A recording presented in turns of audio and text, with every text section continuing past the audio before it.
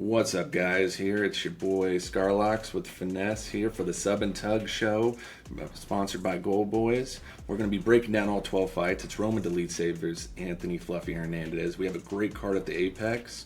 We're going to dive into each one and give you some betting tidbits as well as our predictions. It should be a fun one. Make sure you like and subscribe on the YouTube page, and let's break up the fights and let's dive right into it. Okay, so we got a good one here. The first fight of the night. We're diving into it. We got Cody Brundage versus Eryk Mccaniko. They put this fight in on short notice. Finesse, who do you like in this one? Yeah, nothing. It's never Cody at juice for me. You know, seeing the line keep climbing and, you know, money pouring in on him is just not. Yeah, on paper he should have a lot of advantages. You know, wrestling, power, UFC experience, overall experience. I get that. You know, on paper he's probably the side, but never laying juice on Cody. And Mccaniko just unproven. I don't think we've seen the best of him in the octagon yet. I think it's just been a lot of timidity and not really living up to whatever potential he does have. But yeah, complete stay away from me. Never Cody. That's the pick, but never betting Cody at juice. Yeah, if this gets down to even money, I could see playing Cody. I might look at it from a live standpoint, but I mean, outside of maybe betting plus 2,000 on DraftKings for a point to be deducted because there's something always happening in the Cody Brundage fight, I just don't see an avenue where this fight should even be touched. I mean, Eryk's getting the short end of the stick again. He only has been able to fight, you know, quick 1 week fights. But at least it's not Ruzaboyev, it's Cody Brundage.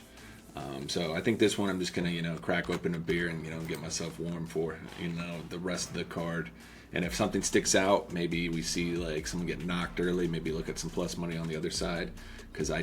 Or maybe if they come out with more props, we see a fight to end in KO at even money. That might be something. But yeah, it's going to be a pass for me on this one. Second fight, though, we start to pick up, and I think we both have some action on this one. We have Gabriella Fernandez against Julia, the armbar Stolareno. Because that's all she does. I know you had already placed some bets in the Discord on that. Why don't you dive in and tell us what you're liking on that? Yeah, I like, you know, obviously the money line is pretty blown out. I think it's minus 450, minus 500. And I think there's avenues where Gabriella can definitely cover that price. Obviously, you know, I don't know. I have a weird feeling about this fight. I'm very confident in Gabriella. And like you said, I played Gabriella already. I have some props on Gabriella. I just have this weird feeling, man. I don't know. I just, obviously we know the holes in Gabriella's game. We don't want her off her back. She's faced really good competition and really good wrestler grapplers, so you give her some credence, but still she's looked pretty lost off her back. I think the initial takedown defense is okay, and that's what you want with a girl like Julia, or in a matchup like the Stolareno one. But yeah, man, I think what Stolareno does best, obviously armbar, triangle series, but you need the fight to get there. So the fight can hit the floor a bunch of different ways, but you know, Julia's wrestling is not UFC level in my opinion. I think it's a lot of sloppy shots, her trying to get to the body, work trips, things like that, and I think it's gonna be tough against Gabriella, man. Gabriella's so strong, so physical, so fast too, right? Way more athletic than Julia. So yeah, you know, if she hits the win condition, she hits the win condition. You know, I did play Julia round one sub at plus 1,500. I did play that just as a small little hedge. It's plus 1,500. So that's her money line in my opinion. And not only my opinion, you know, she has 11 wins, 10 of them by sub, all 10 by armbar, all 10 in the first round. So that is literally the way she is winning fights. So I played that, but what I do have in this fight, I played Gabriella KO or points minus 180, and I played Gabriella round 2 KO, round 3 KO. You know, I played them separately. They're okay numbers, plus 750, plus 1,000. Gabriella hits hard as fuck, man, and Julia's striking is just terrible. The overall offensive game, the defensive striking is so bad. So I think she's weirdly durable. Like, I've seen her eat a lot of damage, but on the same hand, the optics and her body language and the way she takes shots is just not good at all. So, you know, it's the combination, right? The power from Gabriella, the terrible gas tank from Julia.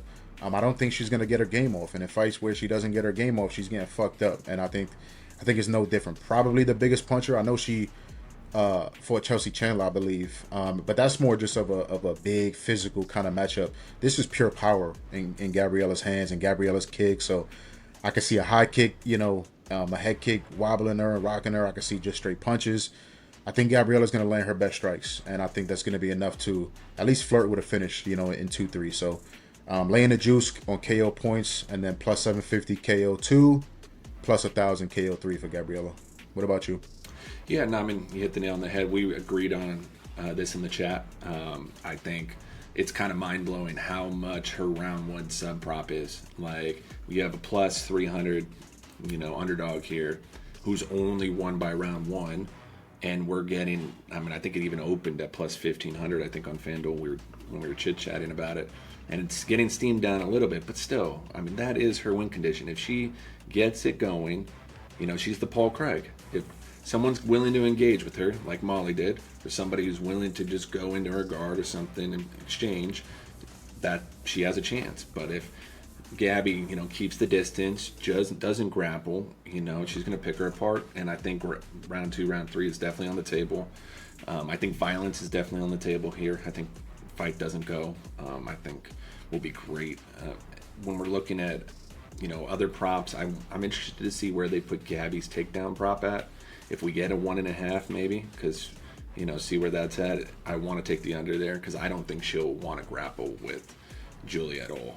If she's smart, but we've seen poor fight IQ before. But I think that KO decision is a great parlay piece at minus 180 if you want to pair it with one of the many money lines we have, that are really wide, but can get you down to even money if you want to not drink all the minus 180 juice. I think we're agreeing on that. It's for a women's fight. I think it's going to be very entertaining.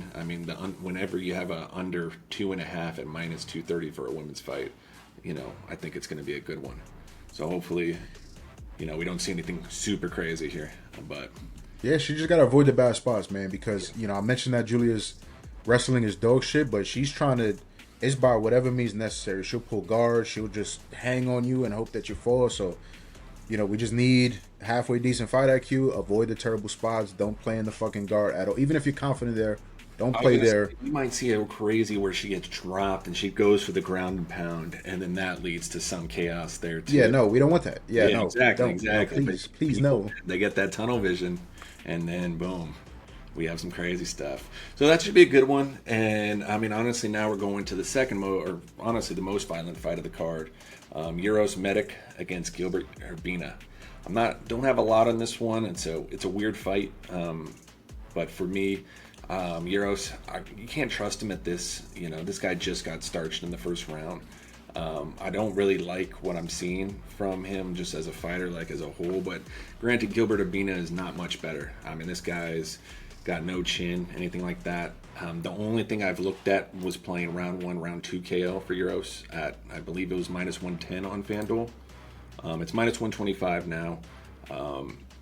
Or I was looking at using the fight to end in KO of like minus 200 as a parlay piece, but haven't pulled the trigger on either of those. Those are kind of the only avenues I see. And I'm not really trusting any of the props for Urbina.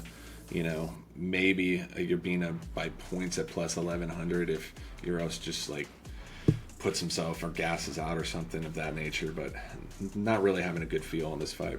What about you? Yeah, I largely agree. It doesn't take a rocket science to pick a huge favorite like this, but so he's the pick. Medic is the pick, but I can't trust him. Minus 450, minus 500. You want very little questions. You want violence. You want definitiveness. I think that's a word. I'm pretty sure that's a word. Yeah, you want zero questions, in my opinion, laying that price. And I have a few. First one, obviously, you said coming off getting absolutely starched by Soriano, who, is kind of revitalizing his career a bit, but still just kind of more on the back end. In the UFC, and you don't want to be getting starched by someone who's been on a 4-fight losing streak in the UFC before, was on the verge of getting cut. So it's not a good look.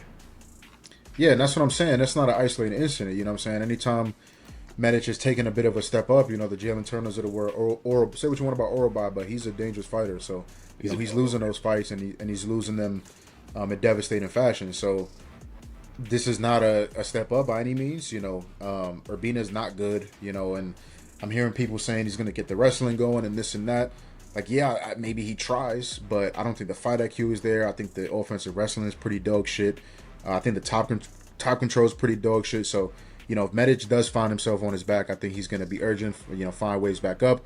And then, land some devastating punches on Urbina's face. That's how I think it's going to go. But like you said, the books are making it tough. I'm not looking to lay minus 200 on the KO prop. I'm not looking to, I guess round 1, round 2 would be the lean, like you said, but just a pass for me. Yeah, I mean, it's a shame that Urbina doesn't utilize his height better for being 6'3". You just would think he would, use that. I mean, this would be the fight to use it against, and keep distance and kind of, work that way. But that's not his game plan. His striking defense is just horrible. So not much there. And I think, there's never wrong with just, not betting on a fight. This next one, we have another female fight. It's going to be Joselyn Edwards, the biggest favorite I think I've ever seen her, against Priscilla Ketaware, who's just been, speaking of journey women, she would be the perfect case, as she's just been all around in the UFC for years. For you, what do you like on this one? Yeah, I have way too much WMMA action this week, so I'm 100% ready for Max Payne. But I really like Joselyn Edwards, man. This is a fight that she should win. Her trajectory has been steadily upward, throughout the last couple of years. I think she's getting better fight to fight. I think she's started to fill the holes in her game, and kind of round out her game. And I think she's looked pretty good. Again, it's not the highest level of competition in the world, but it's MMA. I guess you can say Priscilla's fought the better level of competition, but everything you look at and I value in capping a fight is on the Joselyn side, man. And I think she can easily cover this line, easily. Again, maybe it turns out that it's closer than I like and it's a 15-minute kickboxing fight, but yeah, that's not ideal. That's not what I want, laying a price like this. But I still favor Joselyn in that type of fight. I think she's the better overall striker, better with the kicks, longer, taller, bigger, probably more physical.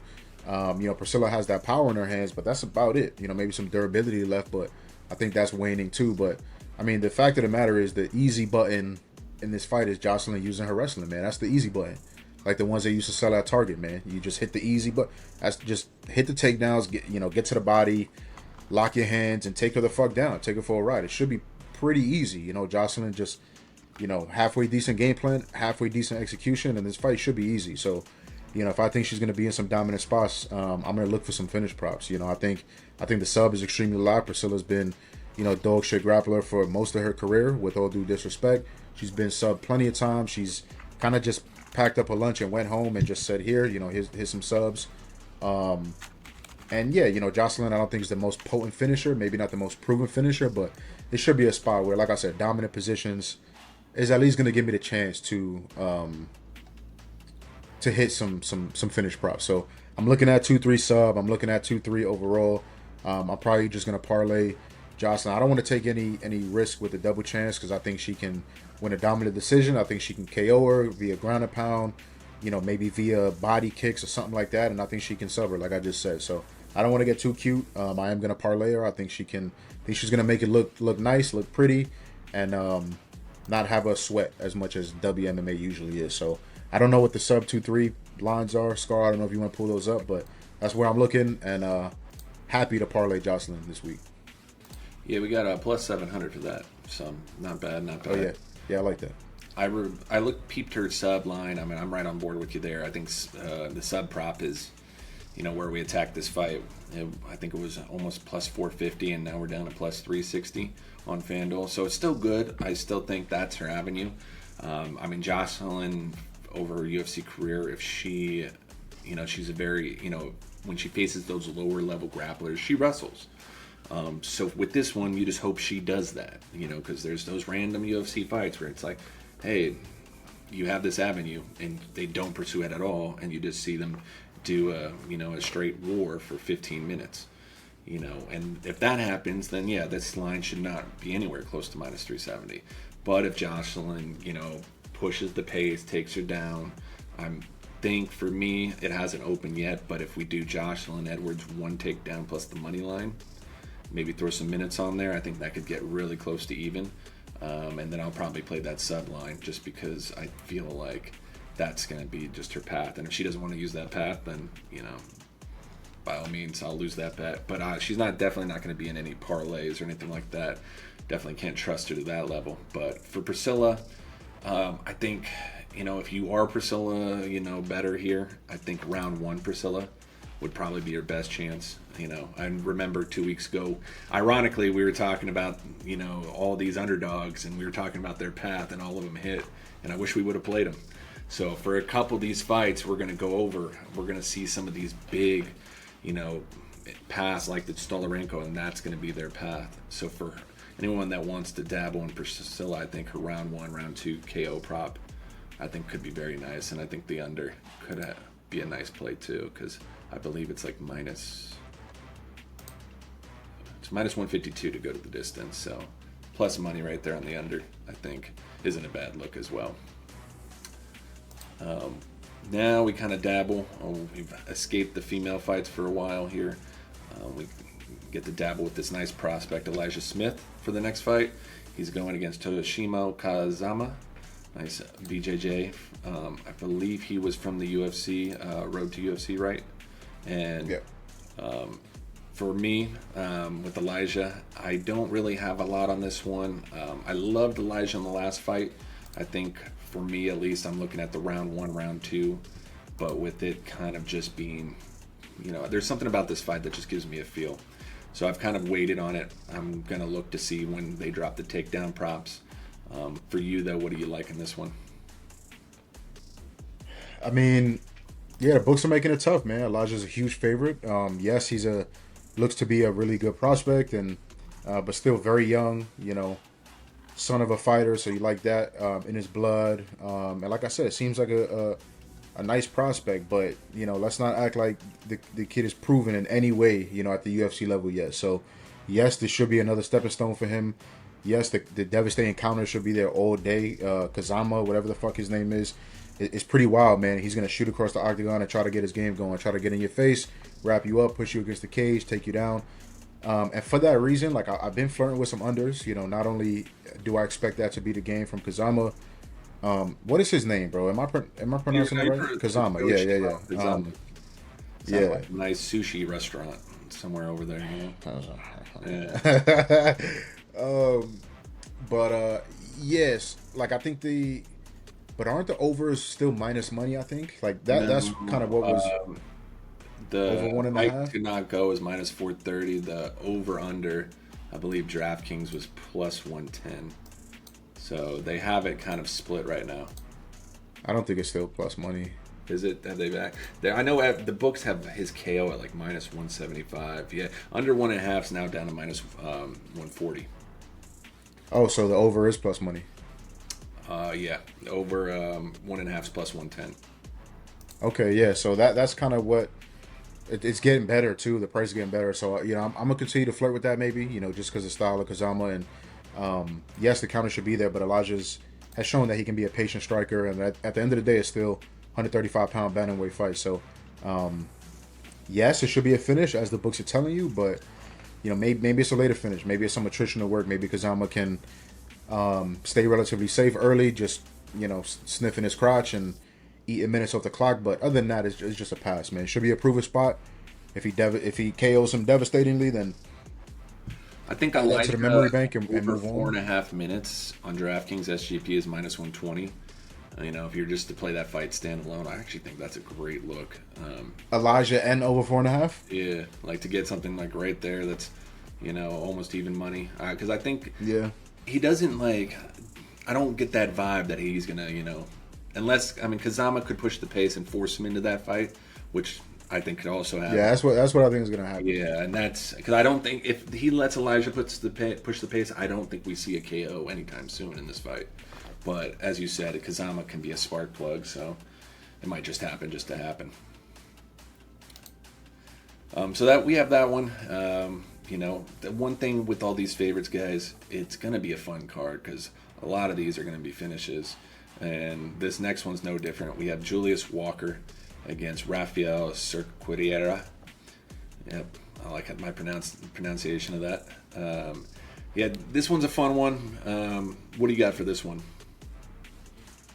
I mean, complete pass, bro. Like, like, I like Juice. I like Juice, man. Like, he seems like a cool dude outside the octagon, and seems like he's putting in the work. Seems like he's in great shape. So, shout out to him. But this price is fucking ridiculous, man. This like, price is insane. What is he?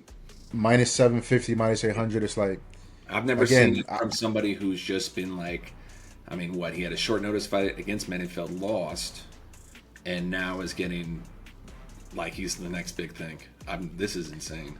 Yeah, like, again, I want zero questions, and it's all the questions. Yes, it was very short notice against Menifeld, and he fought through it, and shout out to him. He ain't stopped fighting. He didn't give up on himself. So again, shout out to him. But as completely as unproven as possible, I think. And then on the other side, Sakaria, I know it's the first fight against Aslan, it's easy to say, oh, that was a fluke. Maybe, UFC debut, he just shows up and does nothing. But then it happened again versus, one of the, lowest level. Yeah, Modestus. In this, that was in this division. So now it's back to back. So now it's like, it's less fluky.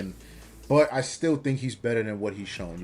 There has to be some positive aggression on that side. But I mean, I don't know what the fuck I said, but there has to be some leveling out, right? Like I said, I think he's better than what he's showing in the octagon. But it's just like, if anybody tells you they 100% know what's going to happen in this fight, I think they're lying. Like, yes, Walker, I think, is the better fighter. I think he's going to show improved cardio, full training camp now. Like I said, I think he's in good shape. So yes, I think he lands big punches and probably gets Raphael out of there. But I'm not laying this price. I'm not interested at all.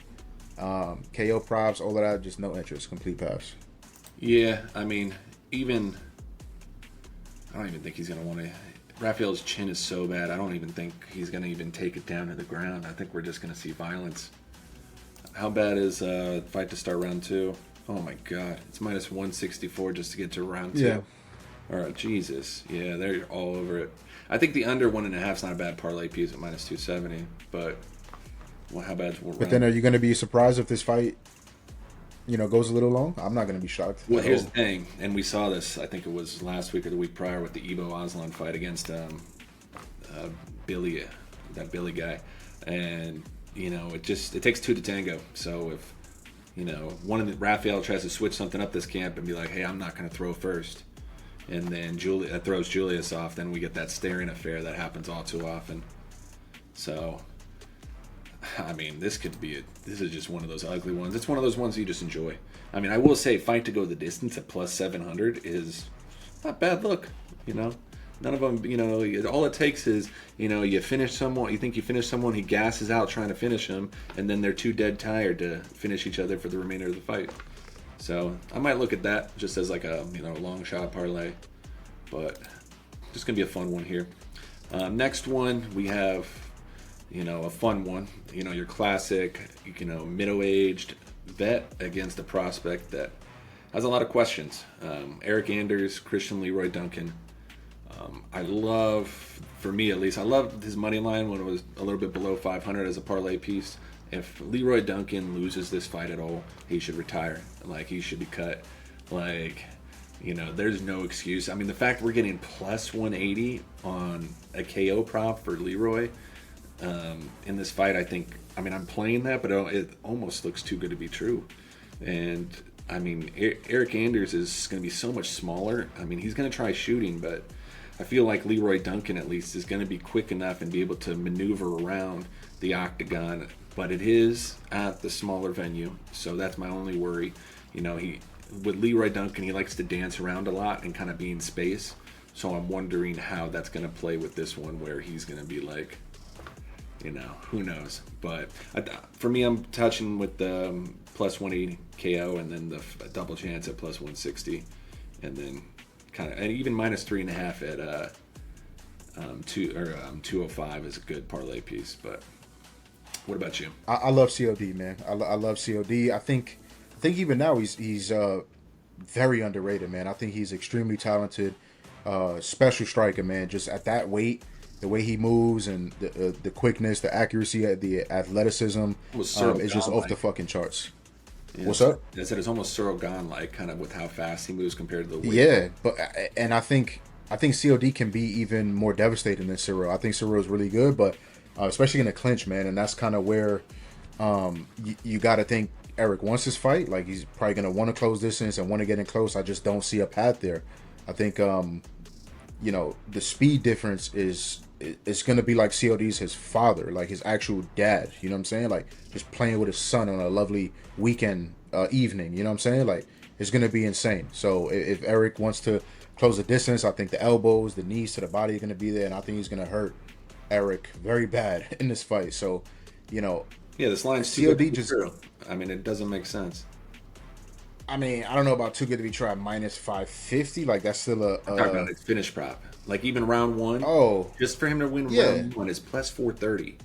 And Yeah, but I think that's just a factor of what we've seen, and I think that's the Yeah. only knock. I think that's why people still want to kind of disrespect him and all of that, because even his last fight, he beat Pulaev the fuck up, but it's that playing with your food a little bit, wanting to dance and be pretty too much. And I will say with Pulaev, since Pulaev is longer, he had to kind of just be a little careful of what's coming back from him, as you saw Pulaev just do. So I think that maybe that's what they're training in camp. In this one, Anders has no way to cut distance. Like, he's going to have to do it desperately, I think. And it's going to look probably ugly. I mean, this man has fought Jamie Pickett, Chris Weidman, and another bum that's over 35 and should be at like a retirement home. Like Eryk Anders has been blessed on his schedule for the last 4 years. This is the first time he's actually fighting someone I think 30 and under in a while. So I think Yeah, I mean, and it's an age thing too. It's a durability thing. That's what Anders used to make his money off. I'm going to be durable. I'm going to get in your face. I'm going to push a pace.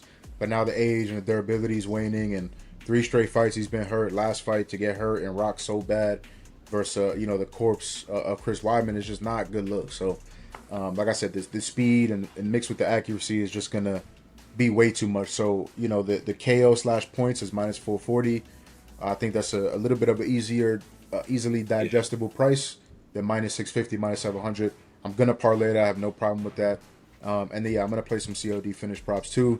1-2 KO. I think it's within 10 minutes. And I think COD is going to start to make a little bit more of a point, right? This should be a finishable fight. Let me make a point. Let me shut up whoever, is talking shit online. And let me do what I'm supposed to do and put the pressure on him and make quick work of him. So I think COD is pretty safe this week. I love the matchup for him. Yeah, definitely been using that money line and that KO points as good parlay pieces. You can't even be. I know we usually talk about adding minutes to fights. There's nothing I even feel safe but like adding to in like a half round or a couple minutes, because I feel like it could be like the Nakamura where first punch I think Anders could be gone, just cooked. But it should be a good one. Hopefully he shows up and doesn't surprise us. Thank you, Daniel Zellhuber. But for this next one, this one's gonna be, in my opinion, a great technical one, and I really think it's gonna put Gene Matsumoto just in a better light and a good bounce back spot after that Rob fight. He's fighting Miles Johns. I believe it's the featured prelim.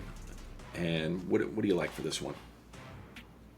I love Matsumoto and I hate Miles Johns. I fucking hate Miles Johns. Just inside the octagon, he probably a great guy outside the octagon, but I hate everything about him. I hate his bald head. I hate his face. I hate how he fights. He's a little weasel in there. With all due respect, with all due respect. And yeah, I've lost money trying to fade Miles Johns. I'm going to fade him every single time probably. And I think that was a good time to do it. Jean Matsumoto, I think I've bet him close to every single time we've seen him, including Contender Series. He's treating me well. Like, yeah, people are, I've heard some people, smart people, casuals talk about this fight and kind of poking holes in Matsumoto's game and his resume mostly because of the font fight, because he was, what was that fight? It was super close. It was very close. I believe it was split too, and I believe Gene won round one, and then no, I'm talking about before the font one. There was another. Was it the bracket? It was the fight? Where he, I think he won 2 rounds to 1 on the Katona fight. Yeah, maybe. I don't know what the fuck I'm The talking same about, thing but where a guy Katona was pushing the pace, but Gene was just looking much crisper and kind of, just pulled away. yeah, and like that. Miles Johns is wrestling and an overhand, and that's about it. Like, yes, the overhand has power. He's dropped guys with the overhand, and that's what he brings. He brings that power and he brings wrestling. But the gas tank is horrible. Matsumoto's gas tank is fucking elite. Like, he's never gonna slow down. He's gonna be in your face, and I just don't see 15 minutes of Miles walking through that fire. You know what I'm saying? Once we hit round 2, round 3, Miles is gonna be gassing. When he gets hurt, he starts to take desperate shots. When he's gassing, he starts to take desperate shots. And I think the front chokes are going to be there for Matsumoto. I think the hands are going to be there for Matsumoto. So, I'm flirting with some sub 2-3 numbers and shit like that. I haven't checked them in a bit, so I don't know exactly what they are. But I like those, and I like Matsumoto, man. I think this price can easily look like a discount, right? Like if Miles Johns is sleeping in round 2, this price is going to look like a discount. So I know it's wide, minus 300, minus 350. But I think he gets it done devastatingly and puts a halfway decent name on his resume. So love Matsumoto, 2-3 sub. I think they're better prices than the K. I gotta look, but 2-3 finished props, mainly sub, and then no problem parlaying Matsumoto this week for me. Yeah, I love Gene round 2 to start. I think that's a great way to get his price down. I don't see Miles getting out of there that quickly.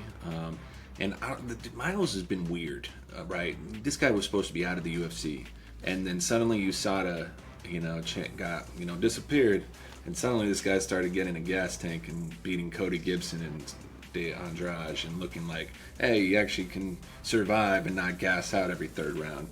But, he has no finishing equity in this fight. Gene's just a tank, so, when we're looking at, betting underdogs, we'd like to see at least somebody like an Oday Osborne where they have a finishing chance. This one, I don't see it. If you're going to play Miles John, him by points, I think they got trimmed down. It's plus 400. I think Gene and round 2 to start is going to be, I'm going to be really heavy on, and even Gene minus 3.5. I think he's just going to, do a great job in this fight and pull away. And I think it's going to look like the Katona fight. I think it really will. I think Miles will try and push the wrestling, but I just don't think it's going to lead to anywhere. So I'm wondering, what we're going to get here in terms of takedowns. I want to monitor to that. But I think Gene, in terms of like parlay pieces this week where it's not an absurd money line, I think he's a great person to put in because he should bounce back. Real quick, so I just want to say a couple things. So the money line looks to be getting a bit better, and like that's a little bit concerning, right? Because it's like that's got to be sharp money coming in on Miles Johns. The line is too wide and it has to be sharp money. Now he's under minus 300, so that's a little bit concerning. Like I said, Miles Johns is a bit of a weasel, and I feel a little bit weird. Like the books are very much favoring this fight to go too, which doesn't make a whole lot of sense to me. So the books are always going to be smarter than we are. You know what I'm saying? It's our job to pick our spots and try to paper cuts, I but wish the over was a little bit less because I think it does go to the decision though. I think this is going to. I don't see it. I personally, and I know I don't want to take unders when there's all one-sided finish equity, like you said. Like I don't think Miles Johns has close to any finishing equity. So correct. I just disagree with that. It's minus 300 over 2.5. Like I don't agree with that, and that makes me worry because the books are always going to be sharper than us. You know what I'm saying? For the most part, so that's worrisome a bit, but. I will say, so Matsumoto finish only is minus 320. I think that's value. Like I honestly think that's value. I'll say that. When we do the roll parlay every week and we're doing safe plays, I think that's one you throw in there as a way to just throw some value. Yeah, it's minus 320, and people will like put their nose up at it. But again, I think that's value. And then I was actually mistaken. So the sub is actually more favored, and because they're highly favoring it to go the distance, like Matsumoto's finish props are crazy. Like by sub is plus 500, by KO is plus 800. So I had that a little bit mixed up. I don't really want to pick because I think he is gonna sub him. If it is a finish, I think that's more likely. But 2-3 KO is 13-1 on FanDuel, and then 2-3 sub is 8-1 on FanDuel. I'm happy with those numbers. Just playing both, not having to pick a side. Hopefully it doesn't happen in round 1, but. Yeah, I never like when I disagree so much with what the books are offering. Like the money line price coming down kind of scares me, and the over being so fucking juice kind of scares me. Maybe Miles Johns, does it again and just weasels his way into surviving and making it somewhat close. I hope that's not the case, but I just wanted to bring those things up real quick. Yeah, the logic for me is I feel like Miles' gas tank since post USADA has been almost too good to be true. So, and if that's the case, that means his chin's good to be true too, because but now you got a guy like this, right? Who, like you said, is going to push the pace and is never going to fuck up. We're going to see a lot of stalling in the early parts, and that's going to kind of zap. Like, I feel like Miles is going to try and push that. Just keeping it closing. I think that's where we're going to kind of see the minutes start to tick off really quickly. But that's why I favor 2-3. But it's like, listen, if you're going to go 15 minutes and you're going to go through the fire, then I'll tip my cap to you. He's done it before and he's fucked me before. I'll tip my cap, you know what I'm saying? But at those numbers, I think we see at 30, 27, 29, 28, 29, 28. Yeah, and then everybody's tight that they took, finished exactly. Props. Just like me, I'm tight that I took finish. But that's okay. I'll take Matsumoto being a parlay piece. I think, like I said, the money line can easily look like a deal. You hit the nail on the head with the finish only too. I think I have that, and then there's C-Rod finish only I have coming up here that I threw in a couple others, just because I just don't see certain angles ever happening. So it's a good way to kind of just have like a safety parlay. With that being said, we're down to the final.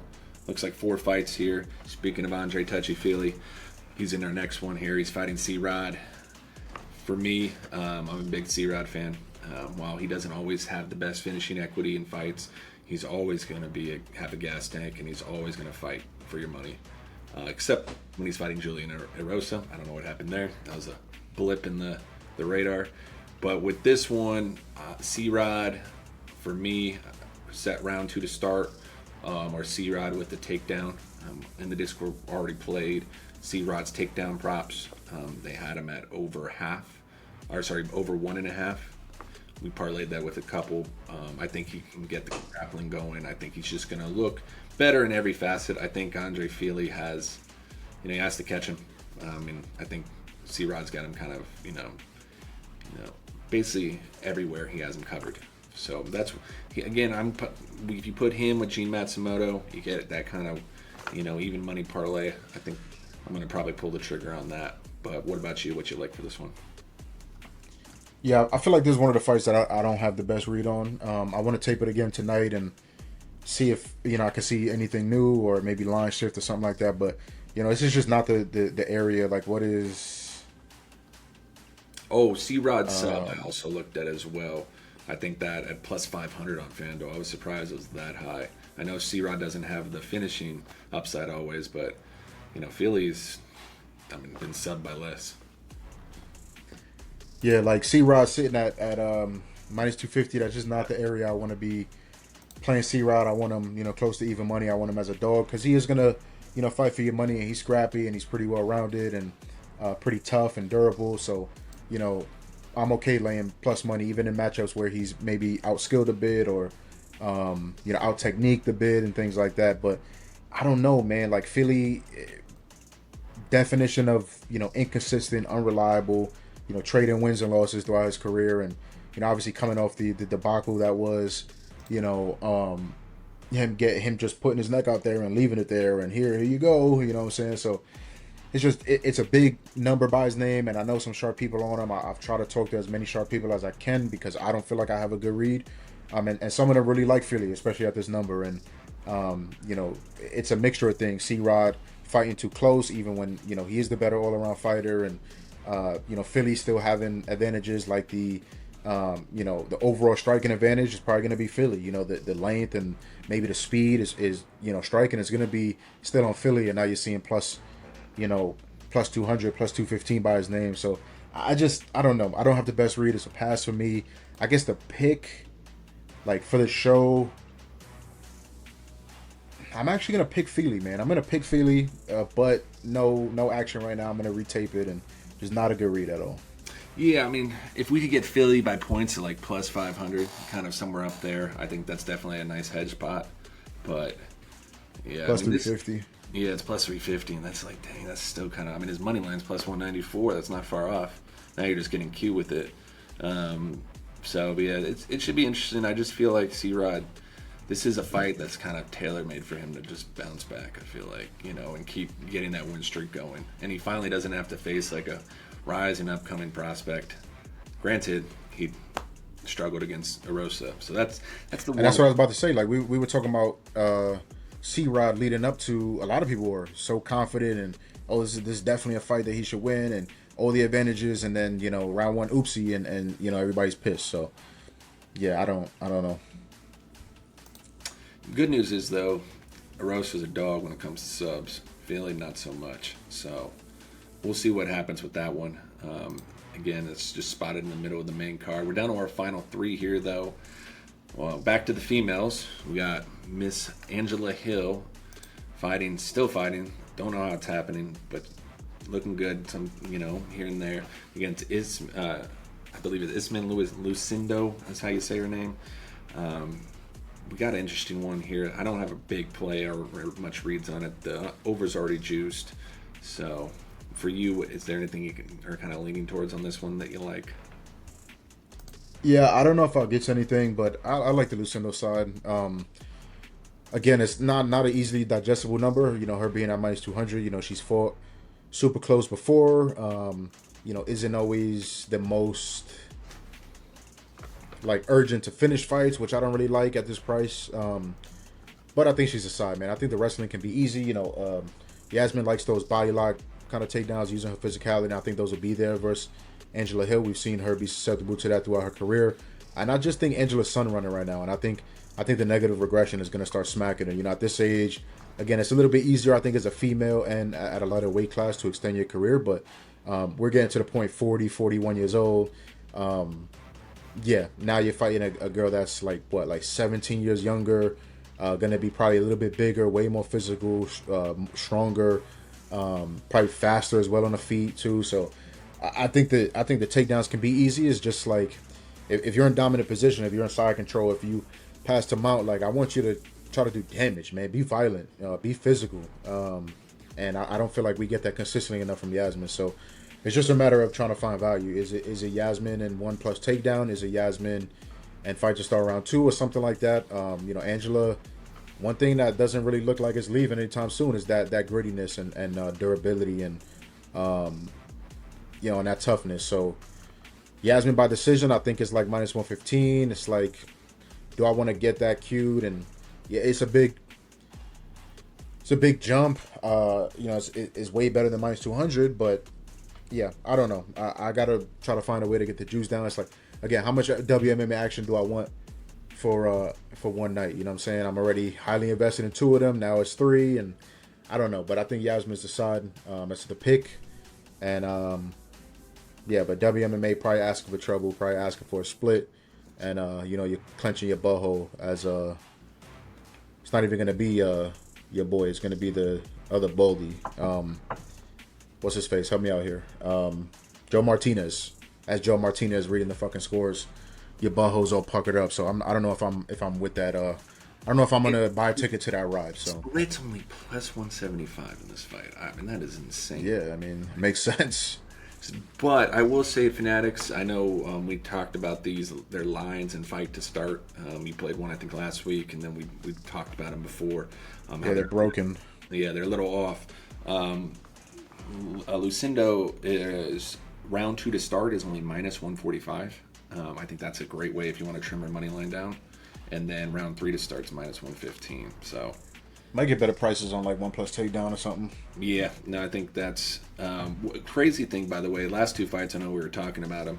The lines are gone now, but DraftKings had Angela Hill under 1.5 takedowns, and they had Touchy Feely at under 1.5 takedowns at like playable prices, like -150. So if you guys ever are dabbling in those takedown markets, they drop every Thursday. Those lines just don't make sense. If Angela Hill and Feely get 2 takedowns, I'll be eating my foot. But crazier things have been happening, especially these last few weeks with the dogs. This one, though, I will say, if we do I wouldn't be surprised if we see 11 out of 12 favorites. I think this one could be one. If she doesn't come to fight and Angela just brings that aggression, we might see her win a close decision. And now we are down to the final 2. This one's one of my, I love this fight. I think It's going to be a great one for the co-main. We have Steve Erseg against Oday Osborne. I think it's a really simple fight for me, at least. I'm all over the Erseg train. Erseg by finish. I played on Bet365 minus 120, and now, I feel like it's an easy hedge. I'm playing Oday round 1, round 2 KO, round 1 KO. I think that's what happens. I think Erseg either does one of two things. We either see him get in a war with Oday, and he doesn't use his grappling, and that's where that round 1, round 2 kind of can come into play, or Erseg puts him out, either or we see Erseg use his grappling and make it look easy and get that sub. So, I'm not touching that sub price. I think it was plus, what is it, okay, it's plus 185 now, but still, that's kind of crazy. But I think Erseg, maybe one takedown, if you want to do that to trim it down. It's minus 550, so you got to trim it down some way, because the guy has lost 3 times in a row. It's going to be tough to, trust him. But big step down in competition, and Oday is a to be killed fighter. So I think violence, parlay pieces, fight to not go at minus 200 is also a great look if you want to parlay it with something. What you got for this one?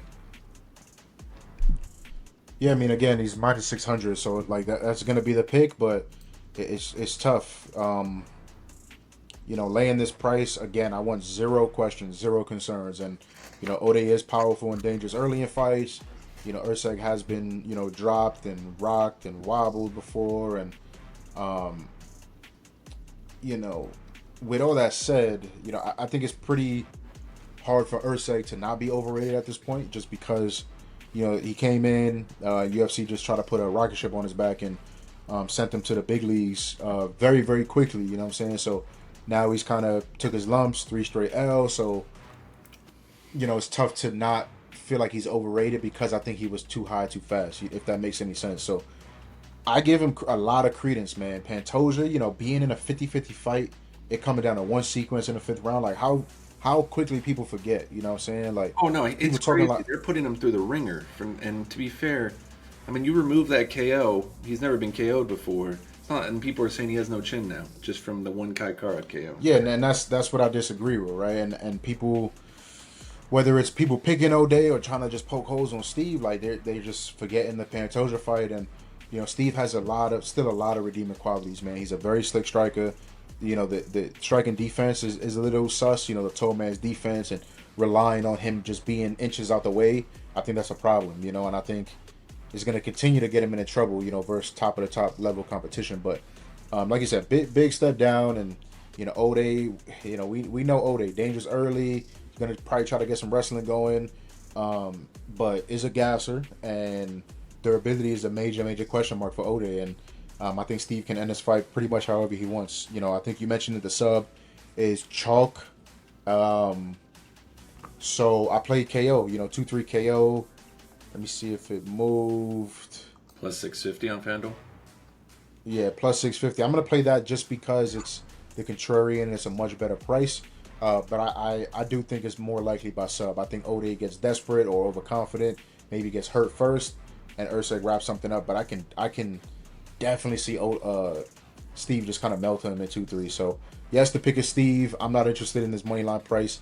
You're not really getting much, adding it to a parlay. So it's just about, like, am I going to be shocked if Erseg ends it around 1? No, not really.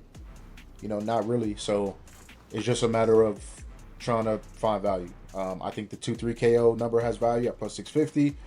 So that's a good start, but not really too interested. Am I going to be super shocked if it's a very close round 1 and the judges maybe give it to Oday, and then, Erseg just fucks him up in 2-3, and all of a sudden it's 29-28, and, me taking Erseg minus 3.5. What is that? It's got to be crazy. It's minus 280. It's unplayable. Yeah, so like then I can see a world in 29-28 or some dumb shit like that happens. But so they're just making it tough. Like, I want to back Erseg. It's a great matchup for him, but books are making it real tough. So as of right now, just 2-3 KO, and the pick will be Erseg. I think from a live betting standpoint, if Erseg gets dropped and you get a line afterwards of him surviving, probably be close to even. I think that's going to be a great look too if Oday can't get him out of there, because maybe he, I don't know, tentative, trying to shake off. Because, I mean, he has never been KO'd. And, I don't care who you are. If you've never been KO'd and you go into the fight, you're going to be a little tentative probably because you don't want it to happen again. So, I mean, if maybe even playing like over 2 minutes, 2.5 minutes and under the fight to go, that's probably going to be even. I might dabble on that for like just a SGP. But, yeah, we're both agreeing here. I mean, Urseg, his camp just needs to look at the Filo fight, look at any one of these fights where you get Oday on the ground. I mean, sure, his first level of defense is decent, but after that, it just gets, the longer he's on the ground with you, the more likely the sub's going to come because he panics or he puts himself in a horrible situation. So this one should be a good one, and hopefully Urseg can kind of just snap the losing streak. Because, I mean, even the Brandon Moreno fight, right? I don't care who you are. Brandon Moreno's a tough fight for anybody. I mean, when the guy is like the Royval fight he lost, he wasn't there mentally. So if you catch him on an off night, sure. But if you don't, you're in for a dog fight. It's going to be a 48-47, and it's going to be close. So, I mean, obviously he was behind in that. Moreno was quicker, but there's no shame in that. So hopefully he turns it around here. We got one more fight left. I love Fluffy Hernandez. We got a good one, a banger here to end the card. Who you like in this one? Against Roman DOLIDZE. Yeah, so I'm very interested in this fight. Yeah, this is a good one. A lot of angles. I'm very, very interested. I might call my local bank and just see. My credit ain't the best, but I might see what the maximum line of credit I could get is. You know what I'm saying? This might be one of those spots. It might be one of those, put up the house, second mortgage type of situations, Every now and then, life hands you lemons, you know what I'm saying? You gotta squeeze them motherfuckers, and you gotta sip that juice of life. You know what I'm saying? I don't understand these lines. So I like Roman in the spot, right? I'm gonna play the money line. I'm gonna sprinkle the money line. Let me guess, you're looking at that it's just 1-2, right?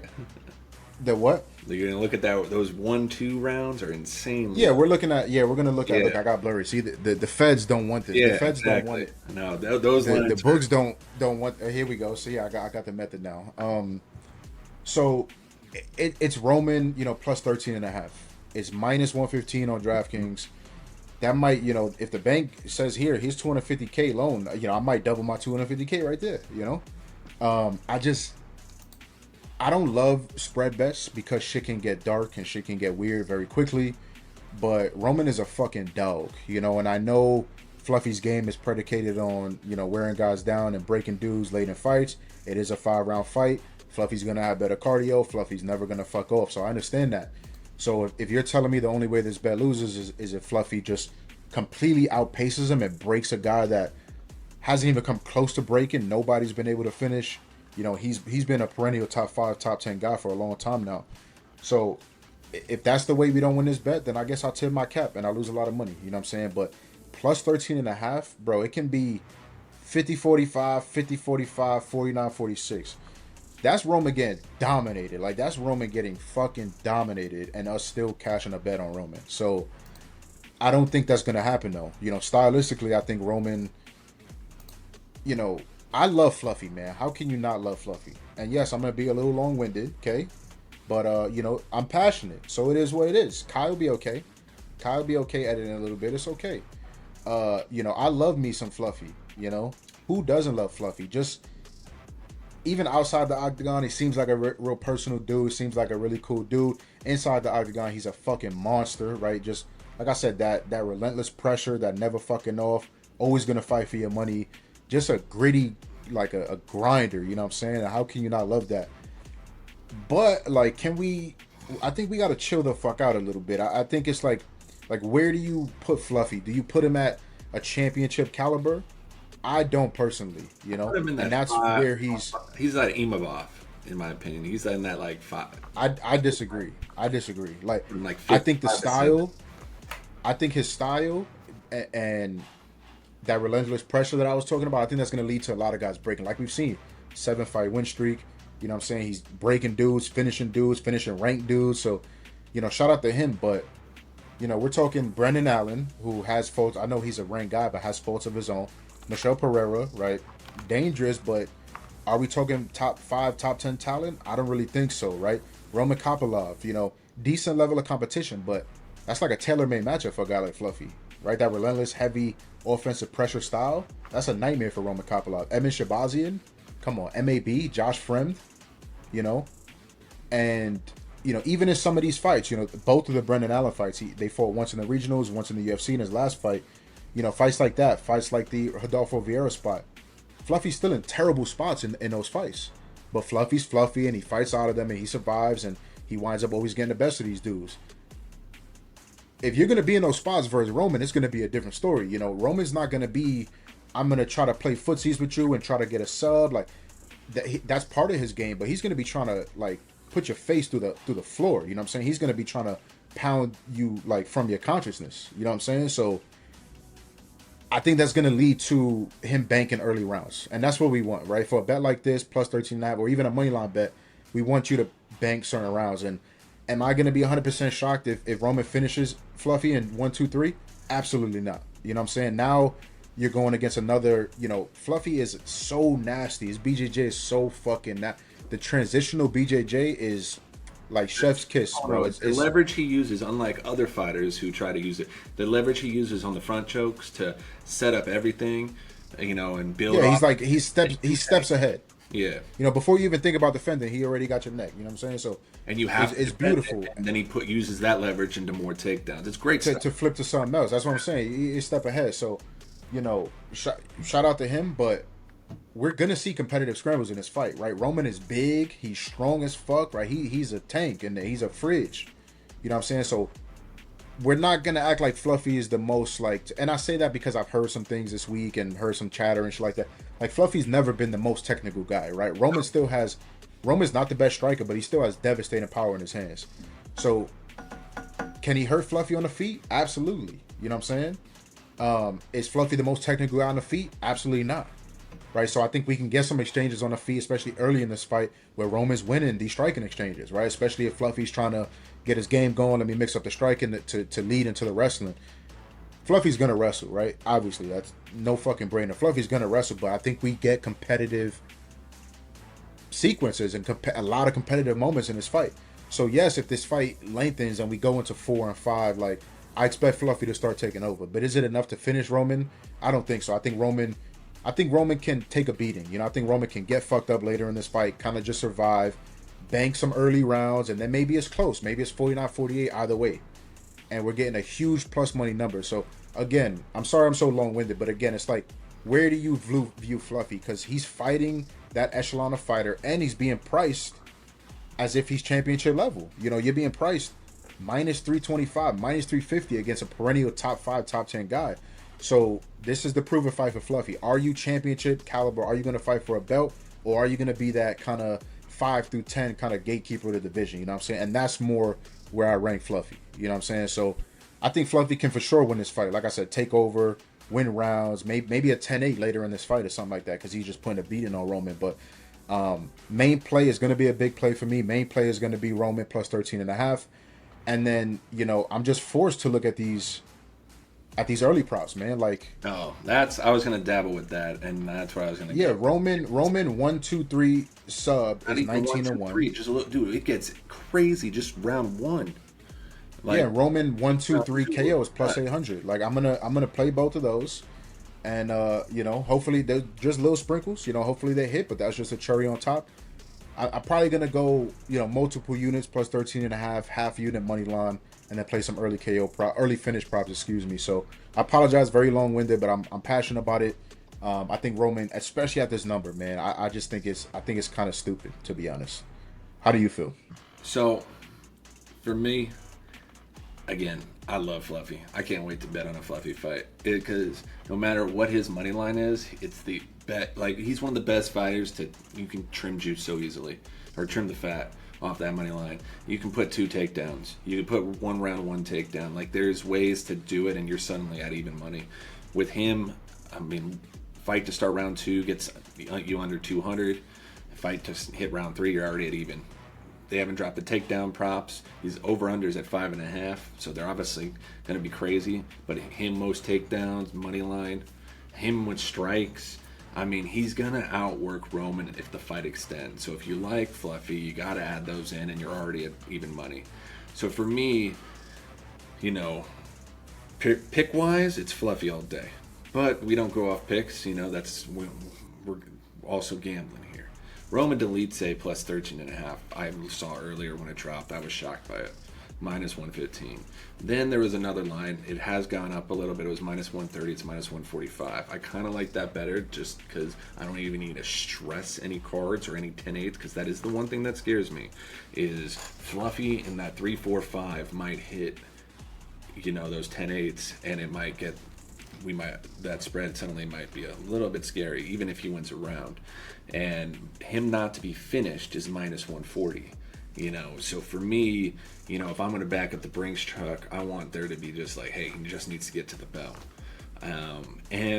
But even then, there's one fight that scares me, and it's that Imavov fight against Roman. You know, that was the first time I've ever seen Roman just almost put out of there, and in round one when he was just rocked. And you know, that's a completely different style, though. You know, completely different. But Imavov's not going to have the gas tank that Fluffy has in these later rounds as well. So Imavov has his own gas tank problems when he gets to the later rounds. You know, he's had those fade, you know, but with Fluffy, I'm not too worried now. If he gets around 1 KO or around 1 something, then I will be devastated because I am playing Fluffy with it to at least get to the second round, and I will be dabbling in Roman not to get KO'd and hoping I middle those two because I think it's Fluffy by decision. But dang, that round 4, round 5 is going to be stressful. I mean, we just talked about it. The one weakness Fluffy has is that round 1. We've seen it happen against Brandon Allen. We've seen it happen multiple times. I mean, even Kevin Holland knocked him out in round 1. Like, his danger is round 1 before he can implement that cardio and implement that pace. He has to get there, and he gets hit. And then suddenly it can get a little dicey. So I think Roman in that first round is going to be very live. You're going to see, I mean, if you like Roman, I think round 1 only. DraftKings sometimes has. That's a good one. You know, the round 1, round 2 sub, I believe, was plus 2,600. I think on Bet Rivers it was even higher. Like, that's insane to me because, I mean, Roman could easily pull, you know, the neck if he hurts him or anything like that. Or he just puts him out. You know, I think Roman round 1 is plus 1,500. So I can kind of, you know, hedge that Roman play and my Fluffy plays just with that. So for me, it's Fluffy, and it's only because, you know, it's not even close. He's the Marab of this division. When it kind of gets to round 3, it's gonna probably, I mean, we're gonna be 4 takedowns in, and Roman's never fought that. Vittori was weird that fight. Like, you know, and Roman's had 2 5-round fights, I believe. It was the Roman fight against Vittori and then against Imavov. And the Imavov fight, I mean, he got 10-8'd 1 round, and it wasn't that great. Great look at all. And then in the Vittori fight, Vittori just didn't show up. He looked great in that one, but he was a dog in that one, just like this one. So it'll be interesting. But yeah, I think Fluffy wins like a 49-46. I think Roman wins round 1. I think if you want a live bet Fluffy, you don't touch his money line at all. I think that would be the dumbest thing ever to do, you know, because you're not going to get it. You're going to get a much better line after round 1, and you can also then see how round 1 goes, and then you can kind of go from there. But to your point, though, you know, again, I'm much higher on Fluffy. I mean, I think if Fluffy, who fights Sean Strickland right now, who's number 2, I think Fluffy just destroys him, like cardio-wise, and Strickland can't. Strickland's not going to be able to stand up. Cardio-wise? Trust me, he's never trained with someone like Fluffy. Fluffy will put Strickland on his back, and he's just going to... I mean, Strickland's going to get ragdolled. You think Strickland's going to keep him up? I don't think so. Like, it's not to the Hamzat level because he doesn't have the talent. But he's taking Sean down. He's going to take Izzy down. Like, if they fought, they have to finish him. And Sean doesn't have the finish. I agree he'll be Izzy. I do agree with that. And I think it's similar in that sense. And then, I mean, they're 2 and 4. RDR, I think that one's RDR's size is also. He's not beating RDR. I was gonna say if RDR wasn't as big, I think that would be the only thing. And RDR suddenly got a gas tank, and like it's like him and Robert just changed. And RDR hits hard as fuck. So, but I will say though, if RDR doesn't get Fluffy out, same thing. I think those later rounds it's gonna get dark. And I mean, if Fluffy really wanted to be a title contender, he would stop being Fluffy and drop down to 170.